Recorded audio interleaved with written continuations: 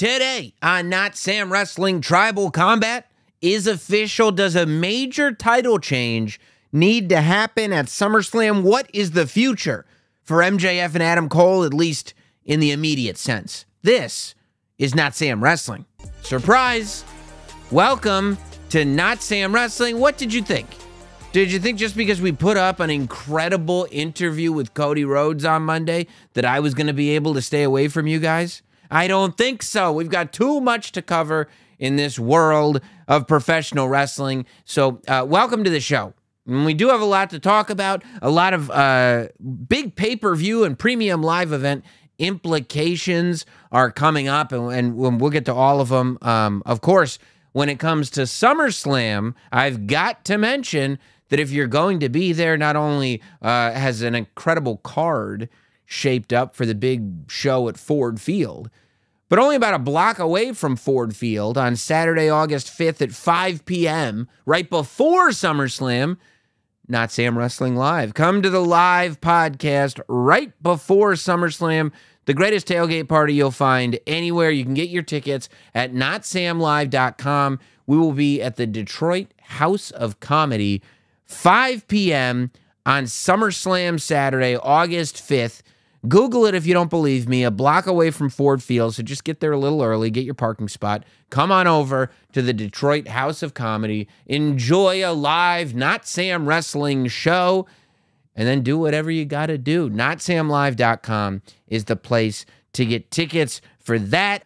We've got to talk about what's going on in this world of pro wrestling. You know, I'm watching AEW Dynamite and Collision trying to figure it out. They talk about a soft roster split going on when Collision started, but two superstars that have not abided by that soft split, Adam Cole and MJF, arguably the hottest act in the world of wrestling. I've heard really the only people naysaying this act are kind of haters, as it were, because objectively, if you watch what's going on, everything's working, people are talking about it, and it's a hot act, you know? The story started with Adam Cole and MJF having a great, well, I guess a promo built to a match, right? And I've always said, one of the problems that AEW has is coming to terms with the fact that matches, while an inevitability, are not what's going to bring people to the dance. There has to be a match eventually, but just a show full of good matches is something that hardcore wrestling fans will like, but you got to have moments. It's moments and stories. Stories are the things that are going to get people who haven't watched wrestling in forever to tune in again, you know? When you look at why a place like the WWE is all of a sudden selling out, the fact is, and we talked about it with Cody a little bit in the interview when he said that, look, one of the best parts about having this documentary out is that a lot of WWE fans don't know the history. And that's not because they're blind to everything else. It's because they just started watching for the first time in a long time. We're at a spot where we have new wrestling fans. You weren't hearing about that back for the last several years. So I truly believe that if I'm sitting there explaining to a friend who hasn't watched why they should turn it on, the Bloodline's an easy sell. Cody Rhodes, Brock Lesnar, easy sells, right? The Judgment Day, Dominic and Rhea, easy sell. Great matches, not as easy a sell. CM Punk returning in general, easy sell. MJF and Adam Cole, to me, easy sell. It starts with the promo where they go back to real life history, and MJF. I like that MJF is, his character is this person that, because he's a heel, you know, he's over it. He doesn't like wrestling. He's just not impressed by any of it. But the foundation of it is that he grew up a giant wrestling fan. Really, MJF at his core is like the kid who wants to hang out with the Incredibles, but the Incredibles won't let him hang out, so he becomes this heel, right? The Incredibles, we all seen it? That's MJF. And it leads to a match early on. And you're going, well, Sam, you just said matches aren't what it is. Well, what we didn't know when we were watching MJF Adam Cole was not only do we have this great, what was it, a 30-minute draw, I want to say, or something like that? I don't know what it was. But it was a great match is what it was. I don't remember. I think it was a draw. But the key to it was that it built the foundation for the story that we now have. And the question is, where are we going with MJF and Adam Cole? They got the hot selling t-shirt. They got everything. So where are we going with it? You know, it started with the sort of blind tag tournament where people were put together, and MJF and Adam Cole were put together as a tag team. MJF all of a sudden changed his tune, started acting nice to Adam Cole. We've seen this before with MJF, but he hasn't let up. Adam Cole, he's worn him down and worn him down and worn him down to the point where Adam Cole goes, you know what, Max, maybe you're not so bad. And MJF hasn't changed his ways necessarily, but he's going, you know what, Adam, maybe we have more in common than I thought we did. And maybe that little kid that was an Adam Cole Ring of Honor fan is starting to sprout up in young Maxwell. So now we get to this point as we head to Collision this week where it's MJF and Adam Cole have made it all the way to the finals of the tag team tournament versus FTR. Now, when we're considering where should this go, there are several factors. Number one, I think that this is going even better than they could have expected it to go. That maybe if the original plan was just for this to be a short thing to split and then lead to a pay-per-view match, that, hey, maybe we didn't realize how big this was going to be, right?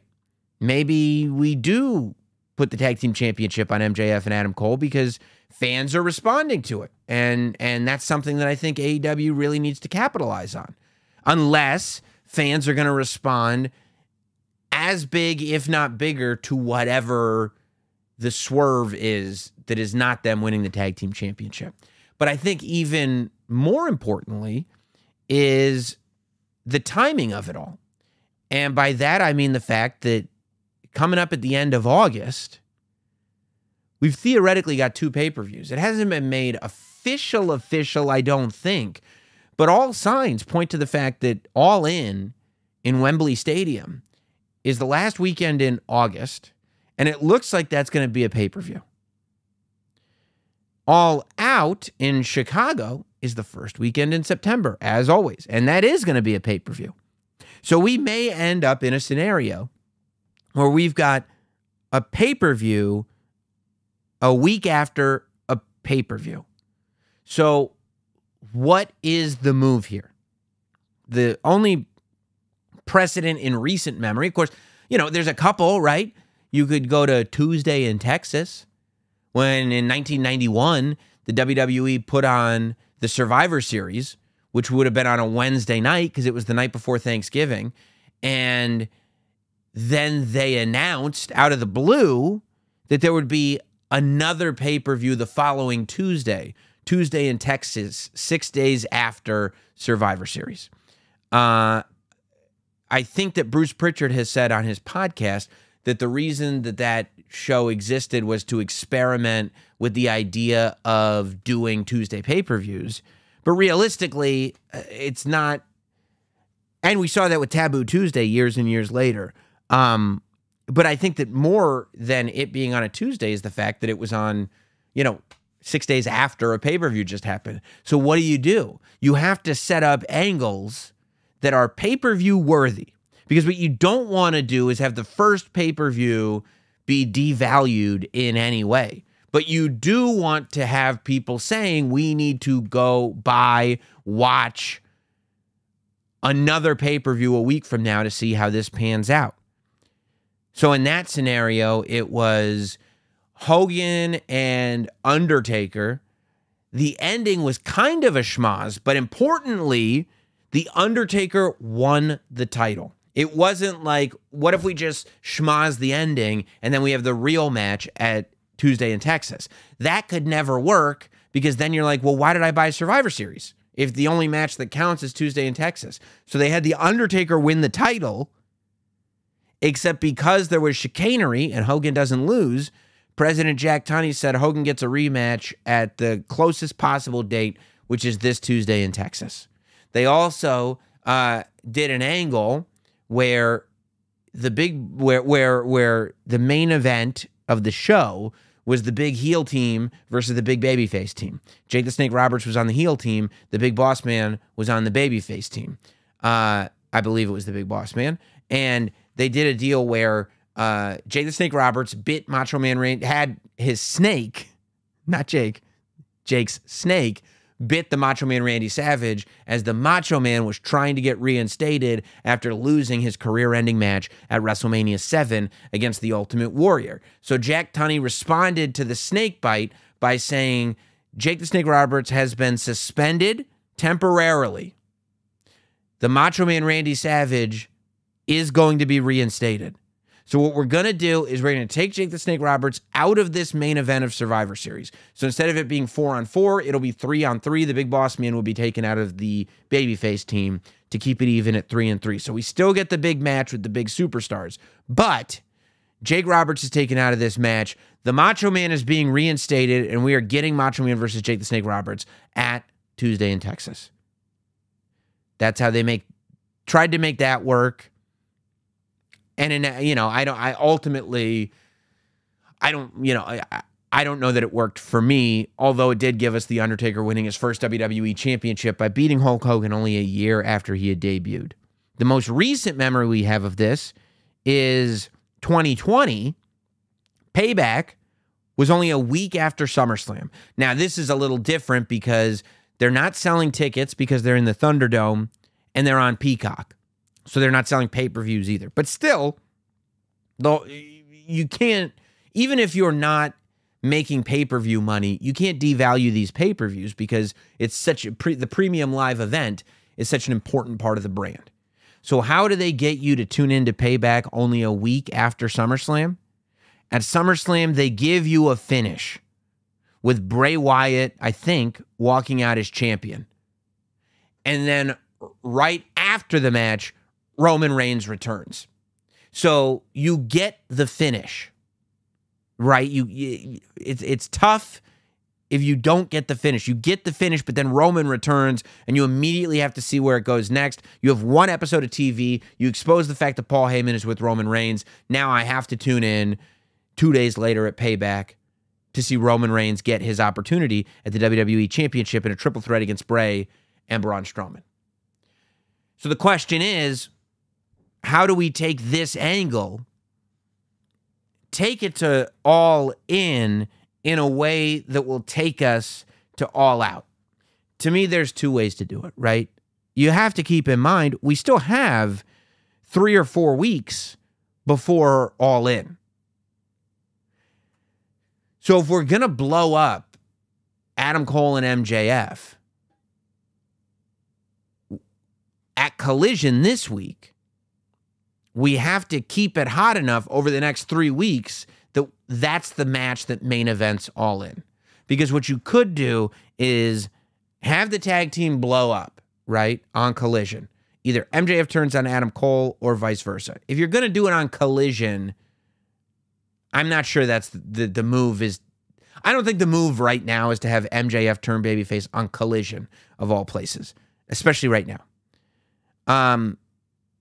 But if you did have MJF turn on Adam Cole, then you would go to All In with the main event of Adam Cole versus MJF. You would have to, absolutely have to, unless you've got a big return, you would have to have Adam Cole win the championship at All In Wembley Stadium, and then have MJF get his return match at All Out. That's possible. You could also, the other scenario, which I think makes a little more sense, is Adam Cole and MJF win the tag team championship at Collision. Then they go and they have a rematch with FTR and tear the house down at All In. They lose. That's when MJF turns on Adam Cole. You get the reaction of 80,000 people who can't believe this has happened, or vice versa. Adam Cole turns on MJF. People can't believe what's happened because now, I mean, it's 80,000 people. Talk about a reaction, and that leads you right to MJF versus Adam Cole for the world title at All Out. The third thing that you could do is you could have, how do you get here, right? Because the idea would be that you have Adam Cole versus MJF in Wembley. And CM Punk gets involved. And it leads to MJF versus CM Punk. But in order to do that, you have to, like, I feel like you need to have a turn happen at Wembley. There are some people that think that you need to have the world title defended in Wembley Stadium. I don't think that that's true. I think that in modern day professional wrestling, WWE, AEW, New Japan, it doesn't matter. In modern day professional wrestling, having the hottest story headline the show is always going to be the most important thing.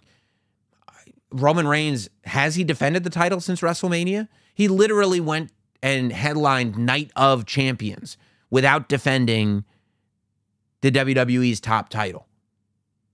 And nobody cared because it was a hot, hot angle. It was the Usos finally turning on Roman Reigns. Yeah, right? Because he wasn't at Backlash. Night of Champions was the Usos' turn. Yeah, and then Money in the Bank was the Civil War. So Roman Reigns didn't headline Money in the Bank either, and they were in the UK for Money in the Bank, and he didn't defend the title. But the Usos versus Solo and Roman was the biggest match you could possibly do. So I don't personally think, I don't care if you have 500,000 people at Wembley Stadium. If the bigger match is FTR versus MJF and Adam Cole, especially if you're going to end with a hot angle, that's the match that you main event with. I kind of feel like the move might be to kind of have MJF declared as a babyface at Wembley, have CM Punk somehow get involved and turn on him in Wembley Stadium, and then do CM Punk as a heel versus MJF as a babyface at All Out in Chicago. Because CM Punk would have to be such a heel that he got booed in Chicago, which would be a lot of fun if he could get there, but he would have to get there. And I mean, I think that he's got to be on his way. You know, I turned on Collision this week, and I thought it was a great move to set up, because I've been saying since the beginning, right, that sometimes it's okay to announce a main event, but a lot of times it's better to not announce a main event. When CM Punk first showed up, when they announced the first main event of Collision is that, you know, 6-man tag with FTR and Samoa Joe, I thought it would have been so much, and the Bullet Club, I thought it would have been so much better if they didn't announce that. They just announced CM Punk was coming back, and then he cut a promo, and then we get to that match. So we tune in for the promo, and then in the promo we find out, oh my God, we're getting a match, the main event tonight with Joe and FTR and Punk and the Bullet Club. That's exactly what happened on Collision this week. A great promo setting up Punk and Darby versus Ricky Starks and Christian as the main event for the show. I loved it. I loved it. We advertised the aftermath of Starks and Punk. The aftermath happens and it leads to the main event. It makes you feel like the show's alive, that the show is moving, that not everything has been pre-planned. But all that said, I don't know why they went for 30 minutes. At one point in that match, well, you hear one half of the crowd chanting Section 5, Section 5, and the rest of the crowd chanting F Section 5, F Section 5. That's because the crowd got bored, because there was no reason that tag match, and that's not a discredit to anybody involved, because I like every person in that match. But there is no reason for that tag match to be 30 minutes. That's a 12-minute match. And end it with an angle. You know, I don't think I'm the only one calling for a CM Punk heel turn at this point. You want CM Punk. or CM Punk, I should say, wants to honor Bret the Hitman Hart. CM Punk spent so much time in his first AEW run doing Bret Hart tributes. Why don't we tribute Bret Hart the right way? And why don't we make CM Punk into 97 Bret Hart? Just bitching and moaning about the state of the industry, about the fact that he's not respected, about the fact that he's getting screwed. There's an undercurrent. People feel that about CM Punk. I think that if you're not going to get any fallout from the brawl out media scrum, which it's okay if you don't. I mean, there's a lot of complicated factors in there that I don't think we can pretend to understand. At least pay it off by making CM Punk's character an offshoot of what happened. I loved that they referenced the red bag again, because I was about to ask, what the heck happened to that red bag? But walking around, pretending that you're the champion, being mad about Ricky Starks, who's like this amazing, young, up-and-comer future of the business, thinking, you know, I'm a Collision guy, I'm not even supposed to be here, getting booed in Canada, like, it's all there for you, even if you want to go full Bret Hart and have CM Punk get cheered in Chicago and nowhere else. But even when he gets cheered, the feeling, the vibe that I get is that it would not be tough to get the audience to boo him. I think that there is a desire to boo CM Punk right now in the most healthy and best possible way. I think fans want to buy a ticket and go to a show and boo CM Punk. For the first time since the Straight Edge Society, I think people want to boo CM Punk right now. They want him to be a top star. They want him in the ring. He adds to the show, but they want to boo him. Let's give the people what they want. Let's let them boo CM Punk. Speaking of booing, how about the fact that Dominic Mysterio and Rhea Ripley are the hottest act in the company right now? The Judgment Day is something that at some point I want to do a TED Talk about the Judgment Day. I want to teach a class about the Judgment Day. The Judgment Day is wrestling.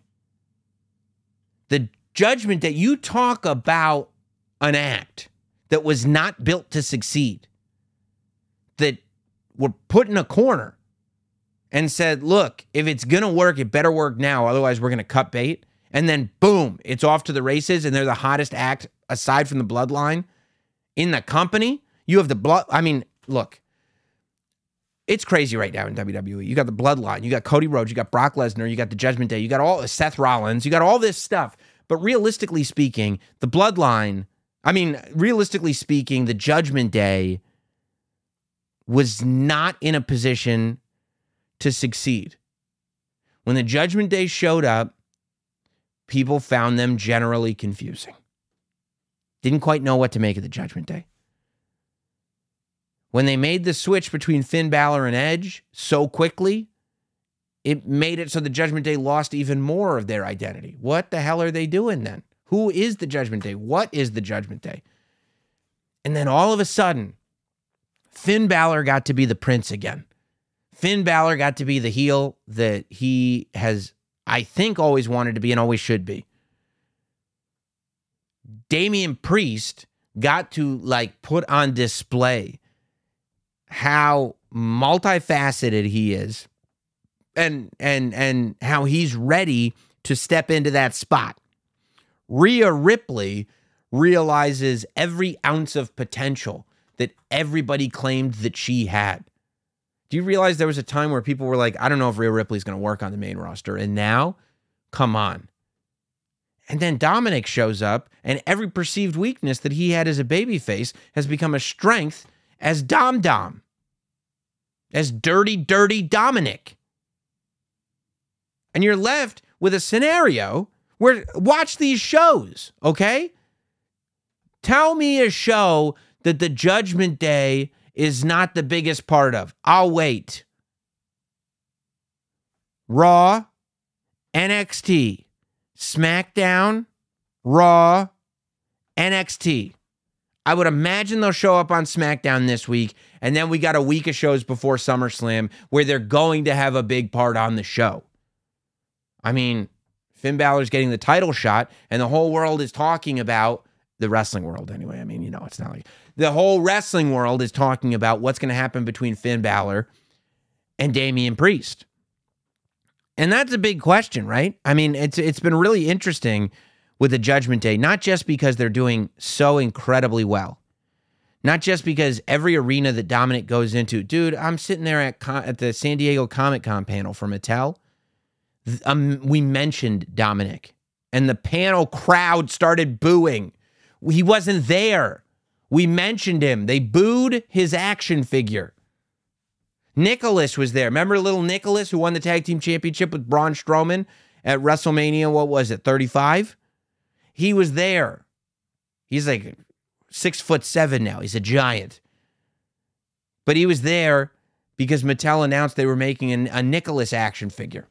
And me and Johnny Gargano, we asked the crowd who would win in a Mattel action figure fight between 8-year-old Dominic, because 8-year-old Dominic got an action figure, and little tag team champion Nicholas. And they started chanting Nicholas. 8-year-old Dominic gets booed, bro. 8-year-old Dominic. He was beloved. His paternity was decided in a ladder match. He is a child of professional wrestling. We love professional wrestling. And Prison Dom, Dirty Dom, is such a heel that he's gotten us to boo the child's version of himself that we grew up watching. Last week on Raw, it kind of looked like the Judgment Day were on the same page. And then this week on Raw, it's 2 steps forward, 1 step back. That tension just existing between Finn Balor and Damian Priest. WWE loves the little details all of a sudden. You've got the same kind of tension between Roman and Solo, which we'll get into. But Finn Balor, as the person who wants to claim what's his, something that he's been waiting for, he's got a 7-year itch. He wants to make Seth Rollins a 7-year bitch. I heard it on Raw. And Damian Priest, with the briefcase, is so hungry for his own glory that he not only threatens to take the title, but to either take it off of Finn or steal Finn's moment against Seth Rollins. Looking at how hot the Judgment Day is, looking at Rhea Ripley with the Women's Championship, Dominic Mysterio with the NXT North American Championship that he's holding on every single show on television. As much as I'm not a quick title change guy, I would advocate strongly for Seth Rollins to lose the WWE Heavyweight Championship at SummerSlam. And I would think that the move would be to put it on Priest. You could put it on Balor, but I think that you got to bite the bullet on this one. I think that as hot as the Judgment Day is, and as much reaction as every single member of that faction is getting, I think if you want to continue to tell the story of the Judgment Day, the story is this, that Finn Balor is the leader of that faction, and he's also the only person without a title. I think that Finn Balor versus Seth Rollins is a knockdown drag-out. I think it's a 5-star classic. I think at the very end, when Finn Balor has Seth beaten, he is outside the ring for whatever reason. Damian Priest cashes in, and Damian Priest pins Seth Rollins to become the WWE champion. I think Seth Rollins can then, I don't know if he wants to go away for a bit. I don't know if he wants to stick around, but now you've got a beef between Damian Priest and Seth Rollins, because now you've got a babyface that can chase Damian Priest and is a real threat, by the way, to Damian Priest. If we're going to our next pay-per-view, if we're going to Payback, what better situation for Payback than Seth Rollins trying to get his title back by paying back Damian Priest? Damian Priest says, Seth Rollins, who are you to complain? I did exactly what you did. You know how I know that you would have done it? Because you did it. This is the heist of the century. I beat you for your own title. And while Damian Priest is bragging about how he took the title from Seth Rollins, while the Judgment Day is all decked out in gold, head to toe, on Monday Night Raw. On the surface, Finn Balor is with them, going, look at my group. Damian Priest comes in because key here, Damian Priest didn't pin Finn Balor. Damian Priest pinned Seth Rollins. So he took the moment from Finn Balor, but he didn't actually do anything to Finn Balor, right? So on the surface, Finn Balor is happy for his teammate, and Dominic and Rhea and Damian Priest are all saying, it's all good, bro. We got the title in the Judgment Day. That's the point. Getting the title in the Judgment Day. And maybe Damian Priest says, something like at the press conference, he goes, well, lots of things happen. We saw it happen with Finn Balor last month. Wanted to make sure that the title came home to the Judgment Day, so I went out and grabbed it. And you go, ooh, that's a little, that's a little snug. Huh? That's a little bit of a snug comment there, Damian. But now Finn Balor is in this position where he has to just suck it up, right? On the surface, he's talking about how great the Judgment Day is. But you can see behind his eyes, he is harboring a deep, deep resentment toward Damian Priest. And maybe that shows itself through Finn Balor costing Damian Priest a match against Seth Rollins.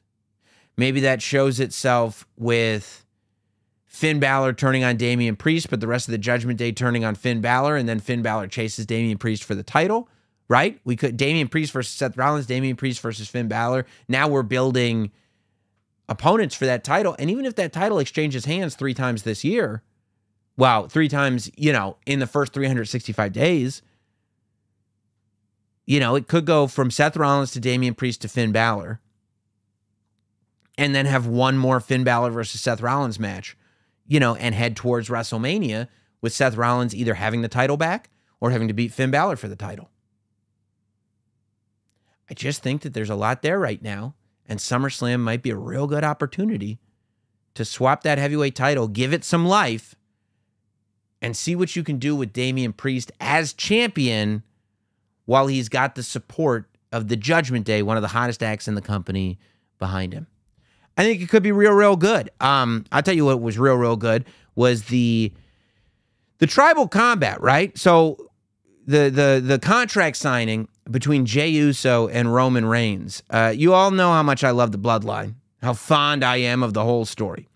So you are still having these moments of Solo Sikoa flirting with wanting that top spot. The way Solo Sikoa looks at the red ceremonial lei that says who the tribal chief is. At one point, it's the same lei that Umaga wore. It's been passed around generations and generations. But it's interesting because we get to the contract signing, right? And Jey Uso tore up the contract and said that this is tribal combat, right? And Roman says, do the elders know about this? And Jey says, it was the elders' idea. It's anything goes, and the winner gets that red necklace, the tribal, the lei. The winner is the tribal chief. The way Roman put the lei on top of the championship, obviously the indication, the inference is that the winner of this match will get the tribal chief lei as well as the WWE Universal Championship. And this is key to everybody that goes, you could have had Jey and Roman without the title. The title is directly connected to the idea of being the head of the table. What, are you going to lose the title and still call yourself the head of the table? No, the champion is the top guy. How are you? I mean, the whole point is that Roman is not just the best Samoan. He's the best wrestler. He's not just the number one guy in the Anoa'i family. He's the number one guy in the company, and he represents the Anoa'i family, and that's why he's so important. This match doesn't work without the title and without Jey getting the first pinfall victory over Roman Reigns. Now, I thought it was fantastic when Roman called him Little Jey, because it goes back to the old days, right? Jay's a younger guy. They grew up as kids together. Roman's still, he's a cousin, but he's got that big brother mentality, and it's very minimizing very minimizing towards Jey Uso. Loved that. I do question, right? There was the dramatic embrace. There was Roman asking about the elders and Jey saying that it was the elders' idea, explaining this is anything goes, no holds barred, winner is the champ. There was, after the embrace, Solo goes for Jey Uso and Jey kicks Solo in the face. And Roman is in shock, presumably not just because Jey Uso kicked Solo, but because the rules of tribal combat were broken. That's the way I took it. I do wonder, and the bloodline has built up so much storytelling stock that it's not a big deal. It's really okay. But to me, the bloodline story is at its strongest when it's based in pure reality. I think the reason that the bloodline story has captured the imagination of so many people watching is because we can relate to Sami Zayn and his struggles through getting accepted, then having his morals pushed to the point that he could no longer be a part of this group, and then having to find himself as an individual again. We can relate and empathize and sympathize watching Jey Uso for the last 3 years be emotionally tortured, emotionally damaged by Roman Reigns. The manipulation, the constant need to prove himself. The fact that Paul Heyman, who is an outsider but has been associated with the Samoan family even longer than some of the people in the Samoan family has as much influence as he does, right? These are all things that we can relate to on some level. But what we can't relate to is the idea that there actually is this presiding body of elders and tribal combat and tribal law that everybody's abiding by. Like, I don't know how much further I'd like to see the idea of this lore being added into it. Because I think that it's stronger if we just keep it real. If we just keep it in this place where, like, Jey wants to be. He's got so much ambition and so much ability. And has just gotten so much better and has captured the hearts of the WWE universe, but has this egomaniacal, narcissistic monster in his family that not only commands every ounce of attention that anybody has for the Anoa'i family, but also demands all of that attention. And that as long as he is alive, and he's made that clear, your purpose will be to hold up the platform that he stands upon, because that's what's best for the family. All of that stuff is real life and relatable. But as close-knit as the Roberts family is, we don't have a presiding body of elders and rules of Roberts family tribal combat. I think that it's a fine line. I don't think they've crossed the line yet, but I think we got to be very, very careful walking into this thing. It's interesting because technically this match would favor Roman, right? If Jimmy Uso is hospitalized and not going to be at SummerSlam, then the idea of anything goes. I mean, how did Roman beat Cody at WrestleMania? The interference of Solo Sikoa. So if it's anything goes, then why doesn't Solo Sikoa just pound the you-know-what out of Jey Uso and then Roman goes in and pins him? I don't know. It'll be interesting to see how it all pans out. But man, am I locked in. I am still glued to the TV set for every single Bloodline segment that we get. Can't wait for the next one.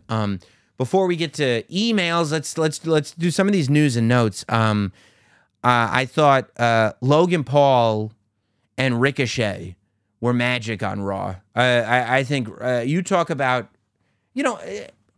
say what you want about Logan Paul, but he's a massive star.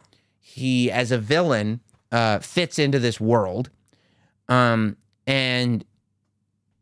anyone, he's always going to be in a key position in a big match on any show that he's on. So this is a big opportunity for Ricochet. And not only has he showed up, in my opinion, Ricochet, in my opinion, this scenario was built to elevate Ricochet. And Ricochet has brought it with him to the point that he is now elevating Logan Paul. I think Logan Paul displaying his ability to sell for someone like Ricochet is making him come across as better in this world than he was before. And it takes two to tango, you know? And we're at a point where I think generally the fan base is enthusiastic and really anticipating this Logan Paul Ricochet match at SummerSlam, which is hats off to both those guys because they're telling a hell of a story leading up to this premium live event. Shout out to Corey Graves. That Ludwig Kaiser impression on Raw was just unreal. Absolutely unreal. I don't know what happened. I don't know if something snapped in Corey Graves. I don't know if Corey Graves just decided, screw it, this is what we're doing now. But I support it in every way humanly possible. More Corey Graves as Ludwig Kaiser. And then also, I do want to say, you know, I did a segment last week talking about what I thought they should do with LA Knight. And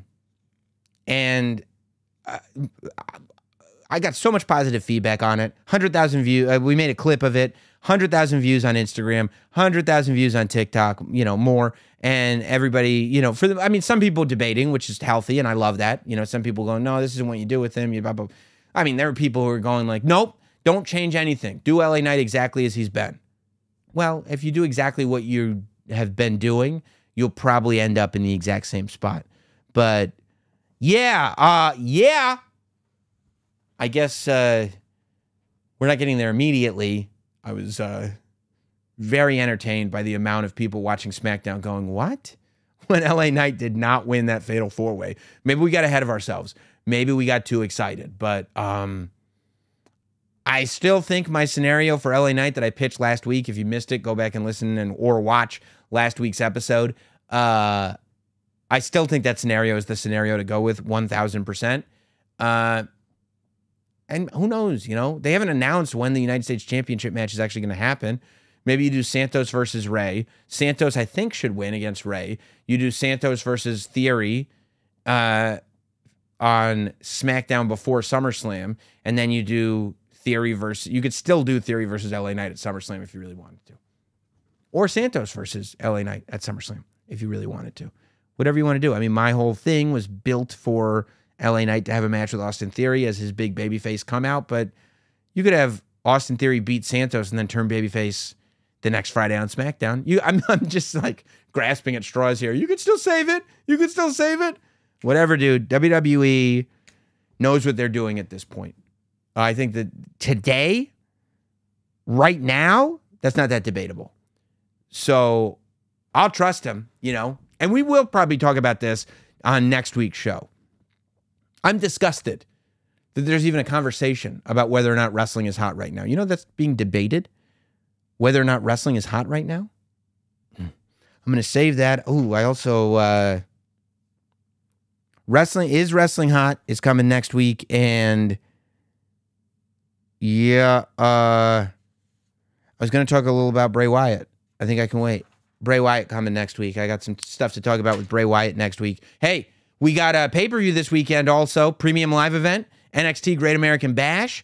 I will be hosting the kickoff show starting at 7 p.m. Eastern on Saturday on Peacock and WWE's YouTube channel. There's going to be a match on it, but, you know, you got some big matches on this premium live event. A couple of women's matches. You have, you know, the world title, Ilya Dragunov versus Carmelo Hayes, which is going to be great. But the one that I'm looking forward to is Gable Steveson. His first match A lot of speculation. Is he going to go back to the NCAA? Is he going to try to win another championship? Is he going to try to win another gold medal? Nope. He's got a gold medal. He's holding on to it, and he's entering in to this professional wrestling world. We're finally going to see Gable Stevenson's first match, and it's going to be against Baron Corbin. And God, do I want to see Baron Corbin win. I mean, I don't... God, do I want to see Baron Corbin win. We'll see. We'll talk about it. We'll talk about it on Monday, I'm sure. But before we get there, before we get to next week, let's stick with this week and let's get to your emails. You want to send an email, send it to notsamwrestling@gmail.com. That's notsamwrestling@gmail.com. And let's go through some of these. Enzo says, "Sup, Sam? Dirty Dom is possibly the hottest thing in the WWE right now, correct?" I was just talking about it. That being said, the Judgment Day split seems to be on the horizon. Rhea and Dom, the hottest couple in the industry, eventually if done correctly, which is what WWE has been doing thus far. Could you see Dominic holding the IC title or the US title? Thoughts? Well, potentially, but I don't think it's necessary. I think it was real smart to put the North American Championship on Dom. I think the United States Championship should go on LA Knight. I think that the Intercontinental Championship has been elevated quite a lot by Mr. Gunther. And I think that, I mean, you know, all due respect, the title is something different on Dirty Dom. He's just, Dirty Dom's a gimmick, you know what I'm saying? So I think that the North American title from NXT is the way to go for now. And I hope that Rhea and Dom do not break up. And I hope Damian Priest stays with him. You know, I think Finn Balor should be the odd man out there. Adam, within the next decade, can you see another WWE pay-per-view getting the 2-night treatment? No. If it did, it would be SummerSlam. I mean, theoretically, you could do Royal Rumble, right? Because you have 2 Royal Rumble matches. But, I mean, I think SummerSlam has got to be considered the second biggest pay-per-view of the year. So, if you were forced at gunpoint, one more, what would it be? For me, initially I think SummerSlam, but I feel Royal Rumble could stand to benefit. Okay, so we're on the same page, Adam. I think technically, in terms of match order, you know, having 2 nights of Royal Rumble with a Royal Rumble on each night would probably work better. But in terms of like selling tickets and being a draw and people watching, I think SummerSlam is definitely the second biggest show of the year. So I think if you're going to build another show into a 2-night event, it would have to be SummerSlam. Also, the time difference, right? Royal Rumble is January, February, March, and then April, May, June, July, and then August for SummerSlam. So I don't know if you want to stack both of those 2-night events up in the first, you know, just in the first half of the year, right? Alec, hi Sam, I've been a huge fan of the podcast and have been listening to your interview with Bray Wyatt in 2016. Hey, since listening to that. Yep. I was watching SmackDown this past week when Apollo Crews came on screen. I'd literally forgotten that he had been drafted to SmackDown from NXT. This begs the question, why draft him from NXT if you had no plans for him on SmackDown? Additionally, do you think there are any other superstars of the main roster that would benefit from being drafted to NXT right now? I don't know. I think that, sure, anybody that's not doing something actively on the main roster could go to NXT and I think find something. I think that I think that it's better to draft somebody to SmackDown because you will have something for them. Like Apollo had already done his NXT run. He'd done everything to do in NXT. So keeping him in NXT, there's no reason to. You're ready for him to come back to the main roster. You're ready. There will be something for him. I'd far prefer him be off TV until it's time than just to be put on TV and do nothing for the sake of being put on TV. I don't have a problem with it. Ben with 2 N's. I've never seen that before in my life.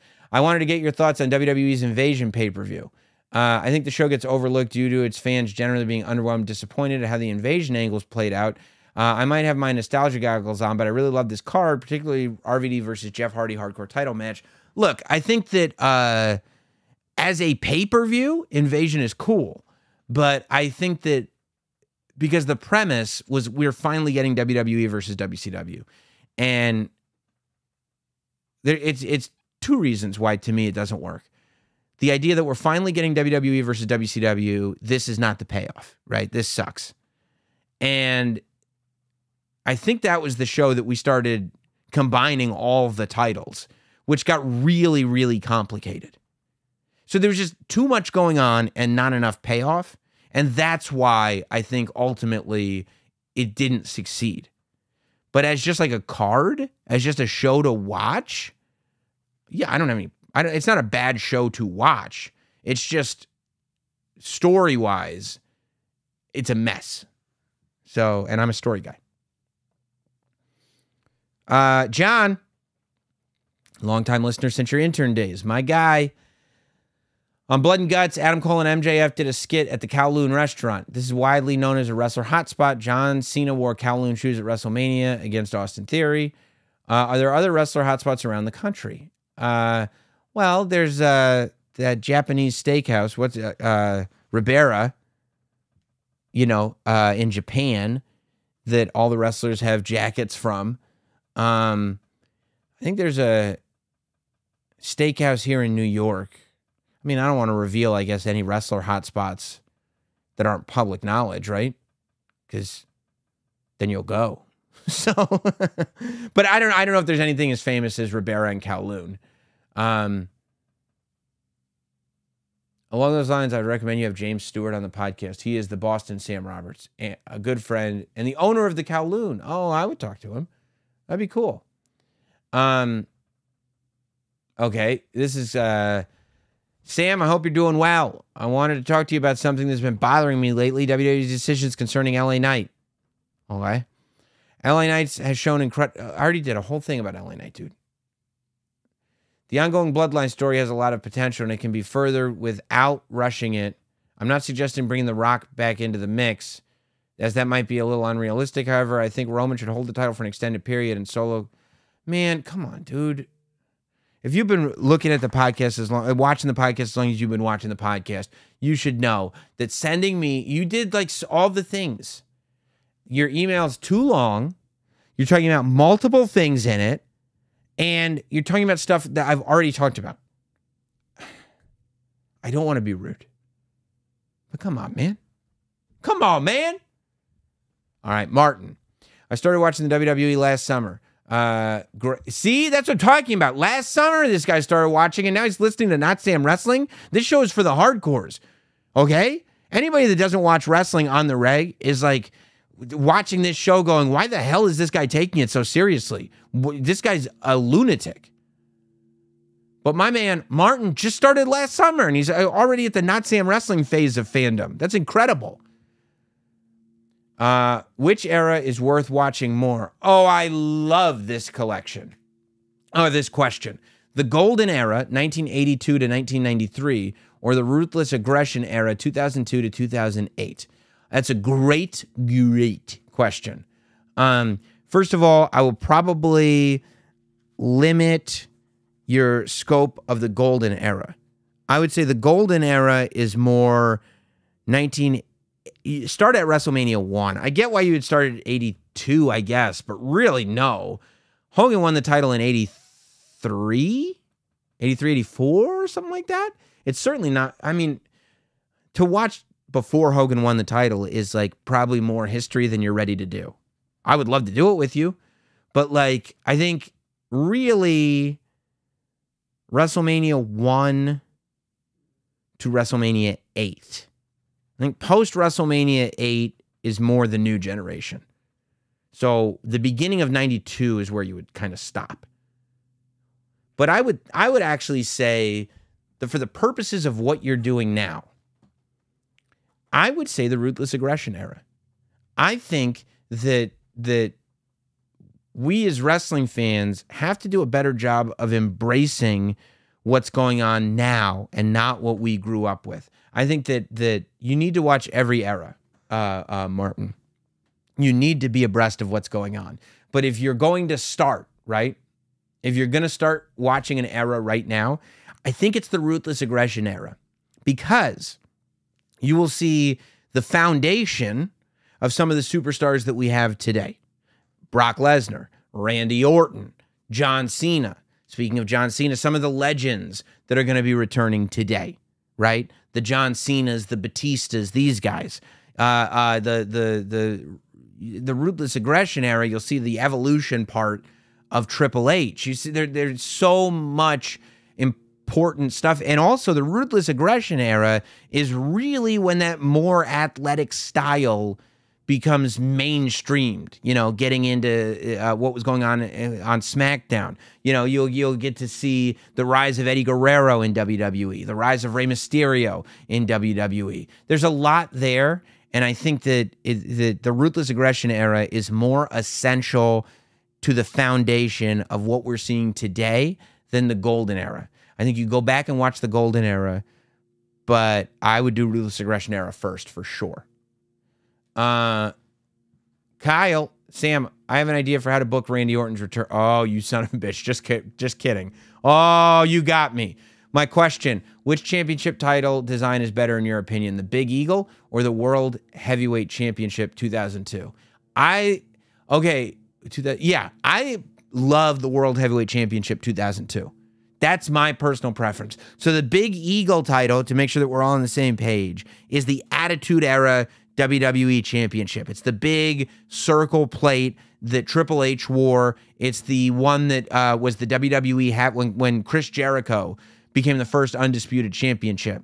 These are the two belts, right? He had the WCW Big Gold on, and he had the WWE Big Eagle on. So I like the Big Eagle, but when the World Heavyweight Championship came out in 2002, it was the Big Gold, except the plate was more curved and kind of and it looked newer. It also had the WWE logo on top.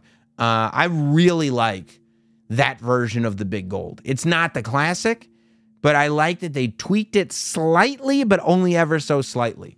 I would go 2002 World Heavyweight Championship. Hey, love your podcast. 2 short questions. Good.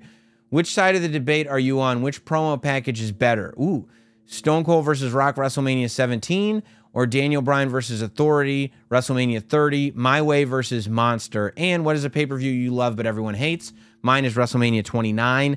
Mine would be WrestleMania 9, actually. I love WrestleMania 9, and some people think that it's the worst WrestleMania of all time. I think that I would pick My Way over Monster. That Monster video package is amazing. Daniel Bryan versus Authority. But I don't know. Just something about it's Stone Cold and The Rock. They're at the height of their fame. It's Limp Bizkit. It's the height of that late 90s going into the early 2000s. It's just, I feel like everything about the Attitude Era, like that is peak Attitude Era, and that is peak Attitude Era late 90s culture. And I'm a sucker for all that. So I'm going to go My Way. Ultra Boys chiming in. I decided to speculate on what could potentially, hypothetically happen if the unlikely scenario Jey Uso beats Raw. All right, I'm not going to do this one. I love you, buddy, but I'm not going to do this one. Avery, hey, Sam, I hope you get this email in time. I just want to let you know what era WWE, WCW, WWF, LA Knight fits perfectly in. The 80s, the Attitude Era, the Ruthless Aggression Era, or the PG Era. So I don't think he could hang in the Attitude Era. The 80s, I think he's too ahead of his time to be in the 80s. I think he could do real. I think he's too edgy for the. I think the Ruthless Aggression. Again, I'm going back to the Ruthless Aggression Era. I think he'd do awesome in the Ruthless Aggression Era. I think he's doing great now. I think he would also do awesome in the Ruthless Aggression Era. I think, yeah, the idea of LA Knight versus John Cena in the Ruthless Aggression Era, that could be great. I think he'd do awesome. Oh, I love this question. Jake, thoughts on Blue Cane? I'm so glad you asked. This is the future of the industry. Blue Cane is like my favorite wrestler right now. He's like Kane, except blue. It's like, imagine if Kane had like Glacier's entrance and he came out in blue. It'd be sick. I'm really hoping we get Blue Kane versus Matt Cardona at some point. I'd love to see Blue Kane end up in WWE or AEW. I think Blue Kane is the bee's knees. Blue Kane rules. And everybody should know that. Hey, Sam, David. Davey says, first crack at submitting a question. Good luck. Good luck. My question is, where the hell is JD McDonough? I was so excited when he was drafted to Raw. Yeah, blah, blah, blah. I think that that's a good question. I feel like they were planning on breaking up the Judgment Day earlier and decided not to. And so JD McDonough's on the back burner. I could see JD McDonough joining up with Finn Balor later, like after SummerSlam.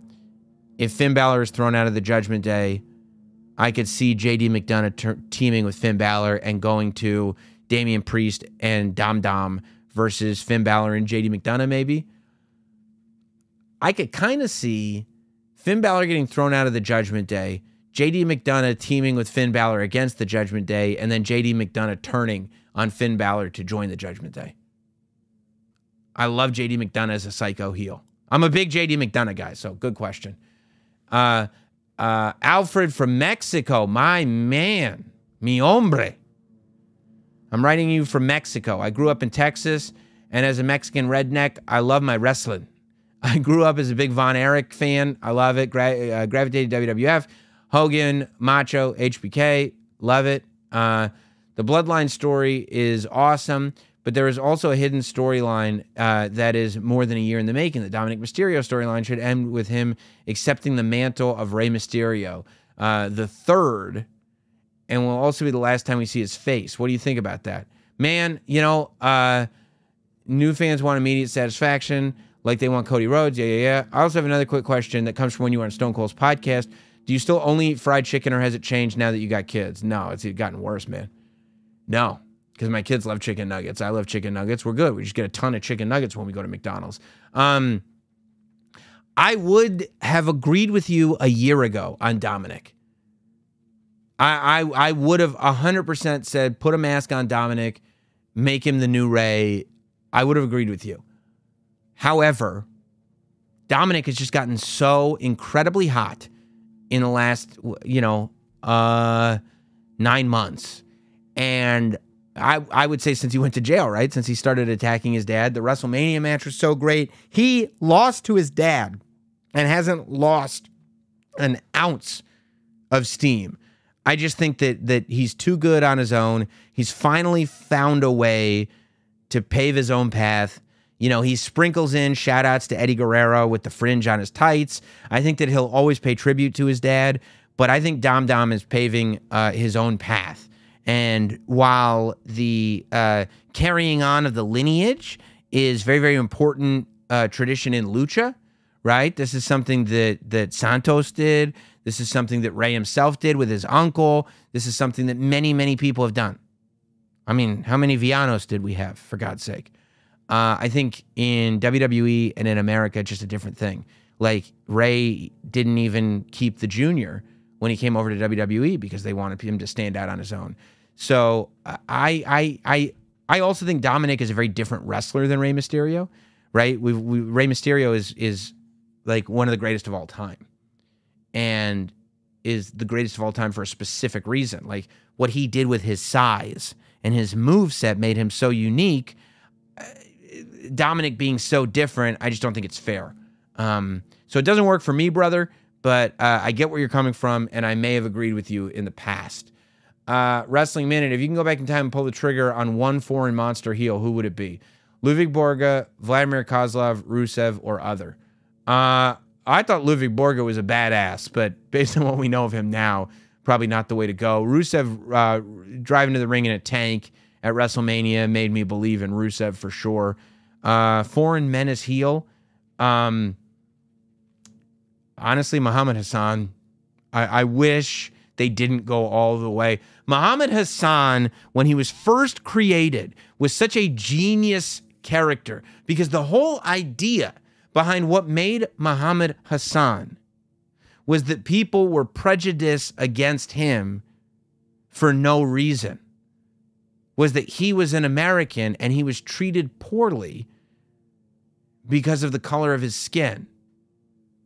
And then they shifted his character and just like turned him into an actual foreign menace. And the whole Muhammad Hassan's character was like, to me, genius, because he was a heel because he was perceived as a foreign menace, even though he wasn't. And then after that worked and he was getting booed, they just turned him into a foreign menace and lost all subtlety and all, like the whole thing. It was a layered character, and then it just completely got screwed up. So I would that's what I would redo, I think.